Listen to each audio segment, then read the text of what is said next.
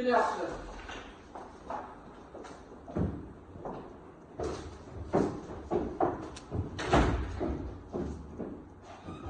Marhamat, o'tiringizlar.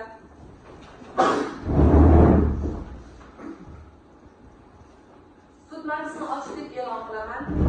Bugun Surxondaryo viloyati ma'muriy sudi o'z binosida kassatsiya instansiyasi sudlov hay'atida da'vogar Toshboyev Orifning Termiz shahar Adliya bo'limi davlat xizmatlari markaziga mas'uliyati cheklangan jamiyatni davlat ro'yxatdan o'tkazishni rad etganligi haqidagi ma'muriy ish yuzasidan Termiz tumanlararo ma'muriy sudining 2025-yil 20-noyabrdagi hal qiluv qaroriga nisbatan da'vogar Toshboyev va uning vakili Qurbonova tomonidan keltirilgan kassatsiya shikoyatini ma'muriy ish materiallari bilan ko'rib chiqadi. Marhamat, kotib sud majlisiga kimlar kelgan va kelmaganligi haqida ma'lumot. Hurmatli sud hay'ati, bugungi sud majlisiga da'vogar Toshboyev, uning vakili advokat Qurbonova va Adliya bo'limi Termiz shahar davlat xizmatlari markazi xodimi Omonov, Termiz shahar prokuror yordamchisi Xolmurodovlar ishtirok etmoqda. Rahmat, o'tiring. Marhamat, da'vogar Toshboyev, o'zingizni tanishtiring. Men Toshboyev Orif 2003-yil 10-aprelda Termiz shahar Farg'ona masjidida tug'ilganman. Millatim o'zbek, ma'lumotim oliy, hozirda ishsizman. Oila va ahvolingiz? Yaxshi ahvolda. Hozir yashash manzilingiz? Termiz shahar Farg'ona masjidida. Ishda ishtirok etuvchi shaxslarda da'vogar Toshboyevning shaxsiga oid savollar mavjudmi? Savollar yo'q, hurmatli sud. Rahmat, o'tiring. Marhamat, javobgar, o'zingizni tanishtiring. Omon Xolobek Odilog'li 1999-yil Jarqon tumanida tug'ilganman. Hozirda ma'lumotim oliy, oila ahvoli uylangan, 2 nafar farzand otasiman. Hozirda ishlayman. Hozir yashash manzilingiz? Termiz shahar Turon mahallasi. Ishda ishtirok etuvchi shaxslarda javobgarlik shaxsiga oid savollar mavjudmi? Savollar yo'q, hurmatli sud. Savollar yo'q, hurmatli sud. Marhamat, o'tiring. Agar savollar bo'lmasa, sud tarkibini e'lon qilaman. Mazkur ma'muriy sud ishi quyidagi tartibda ko'rib chiqiladi. Raislik etuvchi viloyat sudi sudyasi Qobilboyeva Farangiz. Hay'at tarkibida viloyat sudining sudyalari Husanov Jasur va Qudratov Diyor. Sudya yordamchisi Xudoynazarov Jahongir kotibligida, shuningdek taraflardan da'vogarlarning vakili Adolat advokatlik byurosi advokati Qurbonova Rushana hamda Termiz shahar prokurorining yordamchisi Xolmurodova ishtirokida ko'rib chiqiladi. Sud tarkibi va sudda ishtirok etuvchi shaxslarga nisbatan e'tirozlar mavjudmi? Prokurorda e'tiroz yo'q, hurmatli sud. E'tirozlarimiz yo'q, hurmatli sud. Sud tarkibiga e'tirozlar bo'lmasa, taraflarning huquq va majburiyatlarini tushuntirib o'taman. Ma'muriy sud ishlarini yuritish kodeksining 39-moddasiga ko'ra, taraflar sudda ishtirok etish, sud hay'atiga dalillar taqdim etish, sud hay'atiga, sud tarkibiga nisbatan e'tirozlar bildirish, sudning chiqargan hal qiluv qaroriga norozilik bo'lsa, yuqori sudlarga shikoyat qilish huquqlariga ega. Huquqlaringiz tushunarlimi? Tushunarli. Sud taftishi boshlangunga qadar taraflarda iltimosnomalar mavjudmi? Yo'q, hurmatli sud. Iltimosnomalarimiz yo'q, hurmatli sud. Iltimosnomalar mavjud bo'lmasa, da'vogar Toshboyevning kassatsiya shikoyatini o'qib eshitiraman. Da'vogar Toshboyev Orif Termiz tumanlararo ma'muriy sudining 2025-yil 20-noyabrdagi hal qiluv qaroriga nisbatan kassatsiya shikoyatni bildirib, unda mas'uliyat cheklangan jamiyatni davlat ro'yxatidan o'tkazish haqidagi talabi birinchi instansiya sudi tomonidan atroflicha o'rganilmasdan rad etilganligi, shu sababli hal qiluv qarorini bekor qilish hamda mas'uliyat cheklangan jamiyatni davlat ro'yxatidan o'tkazish bo'yicha yangi hal qiluv qarori qabul qilish da'vo talabi bilan murojaat qilgan. Da'vogar da'vo talabingizni qo'llab-quvvatlaysizmi? Qo'llab-quvvatlayman. Rahmat, o'tiring. Marhamat, javobgar, shikoyat mazmuni tushunarlimi? Tushunarli. Qo'llab-quvvatlaysizmi? Yo'q. Rahmat, o'tiring. Sud taftishiga o'tadi. Men 2025-yil 20-sentyabrda Termiz shahar davlat xizmatlari markaziga qayta ishlab chiqarish faoliyatimni, ya'ni Termiz olmos imchini ro'yxatdan o'tkazish bo'yicha murojaat qildim. Ammo davlat xizmatlari markazi xodimi meni arizamni asosli vajlarsiz rad etdi. Birinchi instansiya sudida ham sudya shu ish holatini to'liq o'rganmay, mening arizamni qanoatlantirmay qaror chiqardi. Men shu qarordan norozi bo'lib qayta murojaat qildim yana. Xo'p, taraflar holatda da'vogarning tushuntirishga oid savollar bormi? Hurmatli sud, Marhamat. da'vogar aytingchi, siz tadbirkorlikning qanday turi bilan shug'ullanasiz? Ya'ni tadbirkorlikning qayta ishlab chiqarish faoliyat turi bilan shug'ullanaman.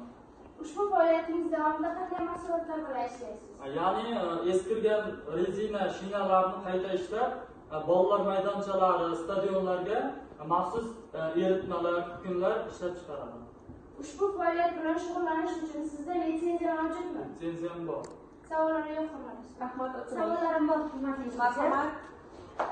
Aytingchi, da'vogar, siz barcha hujjatlarni to'liq ravishda davlat xizmatlari markaziga taqdim etganmisiz? Men hujjatlarimni to'liq qonuniy qilib topshirganman. Hujjatlarda kamchiliklar yoki xatolar borligi ustida mansabdor shaxslar tomonidan xabardor qilinganmi? Men hech kim xabardor. Boshqa savollarim yo'q, hurmatli sud. Rahmat, o'tiring. Marhamat, o'tirishingiz mumkin. Tushuntirish berish uchun so'z navbati vakilga. Hurmatli sudyalar va protsess ishtirokchilari, bugun biz himoya ostidagi shaxs Toshboyev Orifning yuridik shaxsni davlat ro'yxatidan o'tkazishni rad etish bo'yicha kassatsiya apellyatsiyasini ishini ko'rib chiqamiz.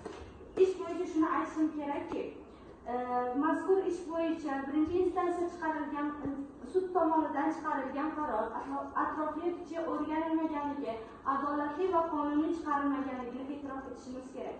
Bunga asoslar sifatida Davlat xizmatlari markazining mansabdor shaxsi tomonidan yuridik shaxsni davlat ro'yxatidan o'tkazishni rad etishning asoslari qonun bo'yicha, bundan tashqari tadbirkorlik subyektlarining faoliyati kafolatlari va erkinliklari to'g'risidagi qonunning 18-moddasiga, bundan tashqari Vazirlar Mahkamasining 66-sonli nizomiga zid harakatlar qabul qilganligi, ammo biz tomonidan keltirilgan dalillar va berilgan ko'rsatmalar sud tomonidan e'tiborga olinmasdan adolatga zid qaror qabul qilganligini e'tirof etishimiz kerak. Va hurmatli sud hay'atidan 2025-yil 20-noyabrdagi Termiz tumanlararo ma'muriy sudining qarorini bekor qilishingizni va ushbu ish bo'yicha yangi qaror qabul qilishingizni va Termiz shahar davlat xizmatlari markazining chiqargan qarorini haqiqiy emas deb topishingizni, himoya ostidagi shaxsning o'z yuridik shaxsini ro'yxatdan o'tkazish bo'yicha ijrosini davlat xizmatlari markazi Termiz shahar bo'limiga yuklashingizni so'rayman. Rahmat, o'tiring. Berish uchun so'z navbati sizga.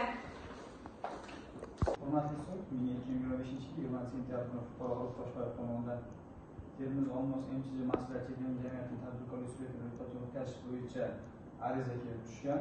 Arizani men rad qilganman. Rad qilish asoslarini bitta asos ko'rsatganman, ya'ni ekologiya. Qayta ishlab chiqarish mahsulotini ekologiyaga juda katta ta'siri bor. Xo'p, ikkinchisi ishlab chiqarish. Termiz shahrida qayta ishlab chiqarishga ehtiyoj yo'q deb hisoblaganman va uchinchisi manfaatlar to'qnashuvi. Termiz shahri aksiyadorlik jamiyatida Termiz Olmos MCJ aksiyadorlik jamiyati mavjudligini aytib, kelgusida manfaatlar to'qnashuvi bo'lishini aytib rad qilganman. Taraflarda omonatni tushuntirishga oid savollar bormi? Savollar bor, hurmatli sud. Marhamat. Javobgar aytingchi, siz nimaga asoslanib atrofdagi hukm zarar yetkazadi dedingiz? Xo'p, 6 yillik ish mehnat faoliyatimdan foydalanib va o'z ichki ishonchimdan foydalanib rad qilganman. Siz ushbu masala bo'yicha atrofdagi muhofaza qilish davlat qo'mitasidan xulosa olganmisiz? Yo'q. Boshqa savolim yo'q, hurmatli sud. Rahmat. Savollarim bor, hurmatli sud. Marhamat. Sizning asosiy vazif sifatida nomlarning o'xshashligini keltirib o'tgansiz. Nomi o'xshash bo'lgan tadbirkorlik subyektining asosiy vazifasi nimada? Aksiyadorlik jamiyati ishlar qurilish bilan shug'ullanadi. Xo'p, vaz qilib keltirishingiz uchun lingvistik va intellektual mulk agentligining xulosasi bormi? Yo'q. Boshqa savollarim yo'q. Rahmat, o'tiring. Sud taftishi bo'yicha tarixlarda qo'shimcha dalillar mavjudmi? Mavjud, hurmatli sudya. Ushbu berilgan dalillarimiz da'vogar, ya'ni Toshboyev Orifning o'zining yuridik shaxsini davlat ro'yxatidan o'tkazish uchun zarur bo'lgan barcha qonuniy hujjatlar hisoblanadi. Rahmat, o'tirishingiz mumkin. Sud muzokaraga o'tadi. Muzokara so'zi da'vogar Toshboyevga. Marhamat. arizamni qanoatlantirishingizni va adolatli qonuniy xolisona qaror chiqarishingizni so'rayman. Rahmat, o'tirishingiz mumkin. Muzokara so'zi davomida uning vakili Qurbonova Rushamnaga. Hurmatli sud hay'ati va protsess ishtirokchilari, biz bugun ko'rayotgan kassatsiya instansiyasi sudida da'vogar Toshboyev Orifning o'zining yuridik shaxsini davlat ro'yxatidan o'tkazish bo'yicha ishni ko'rib chiqamiz va men uning da'vogari sifatida shuni aytib o'tmoqchiman. Birinchi instansiya sudi xolisona va qonuniy ko'rilmaganligi sababli ushbu dalillarni inobatga olmagan. Ya'ni davlat ro'yxatidan o'tkazishni rad etishning asosi sifatida mansabdor shaxsning keltirilgan vajhlari tadbirkorlik subyektlarining faoliyati erkinligi va kafolatlari to'g'risidagi qonunning 18-moddasiga zid va zid, ya'ni 18-moddasida belgilab o'tilgan barcha rad etish sabablari sirasiga kirmasligi, bundan tashqari davlat xizmatlari markazi tomonidan tadbirkorlik subyektini qaysi faoliyat bilan shug'ullanishi uchun hech qanday vakolat berilmaganki, uni muqobil yoki maqbul emas deb topish borasida.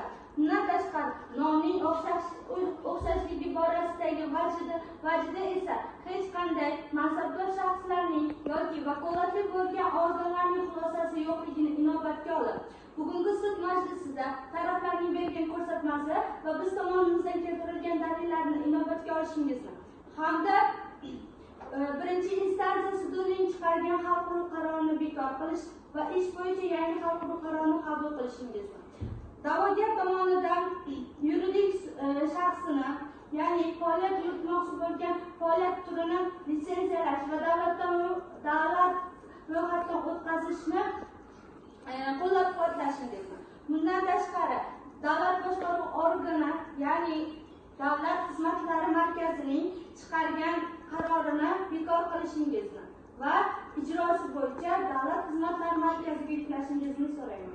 Rahmat, o'tirishingiz mumkin. Marhamat, javobgar Omonov, muzokara so'zi navbati sizga. Hurmatli sud, birinchi instansiya sudining qarorini o'zgartirishsiz qolishingizni so'rayman. Boshqa gapim yo'q. Rahmat, o'tiring. Marhamat, xulosa so'z navbati prokurorga beriladi.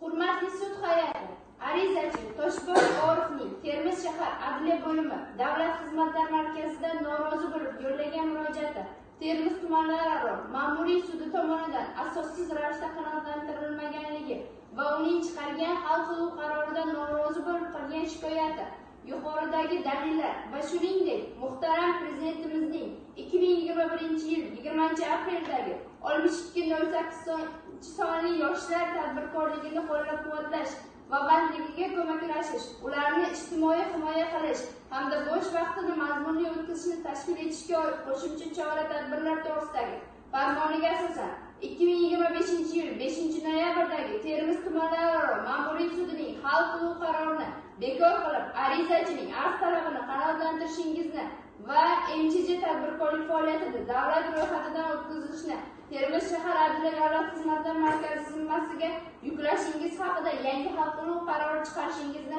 so'rayman. Rahmat, o'tiring. Sud muzokarasi yakunlandi. Sud maslahat uyiga kiradi.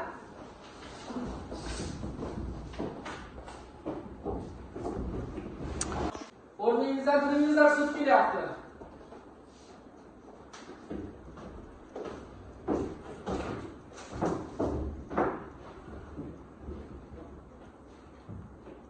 Surxondaryo viloyati ma'muriy sud hay'atining kassatsiya instansiyasi ajrimi 2026-yil 24-aprel Surxondaryo viloyati ma'muriy sudi kassatsiya instansiyasi sudlov hay'ati raisi Qobulbayeva va shu sud sudyalari Xursandov va Qudratovlar, sudya yordamchisi Xudoynazarov kotibligida, Termiz shahar prokuror yordamchisi Xonmurodova ishtirokida da'vogar Toshboyev Orifning javobgar Termiz shahar adliya bo'limi davlat xizmatlari markaziga nisbatan arizasini kassatsiya instansiyasi ochiq sud majlisida ko'rib chiqib, quyidagilarni aniqladi. Yuqorida bayon etilganlarga nisbatan kelib chiqib, O'zbekiston Respublikasi Ma'muriy sud yurituv to'g'risidagi kodeksining 2219-220 moddalarini qo'llab sud ajrim qiladi. Arizachi Toshboyev Orifning Surxondaryo viloyati Termiz tumanlararo ma'muriy sudiga bergan arizasi bo'yicha 2025-yil 20-noyabrdagi mas'uliyat cheklangan jamiyatni davlat ro'yxatidan o'tkazishni rad etish to'g'risidagi chiqarilgan hal qiluv qarori bekor qilinsin. Ariza Toshboyev Orifning Termiz shahar adliya bo'limi davlat xizmatlari markaziga mas'uliyat cheklangan jamiyatni davlat ro'yxatidan o'tkazishda qilgan arizasi qabul qilinsin va buning ijrosi Termiz shahar adliya bo'limi davlat xizmatlari markazi zimmasiga yuklatilsin. Da'vogar tomonidan da'vo arizasi berishdagi davlat boji xarajatlari javobgar Termiz shahar adliya bo'limi davlat xizmatlari markazi tomonidan undirilsin. Mazkur ajrim ustidan yuqori sudlarga shikoyat berish mumkin. Sud majlisi yopiq deb e'lon qilaman.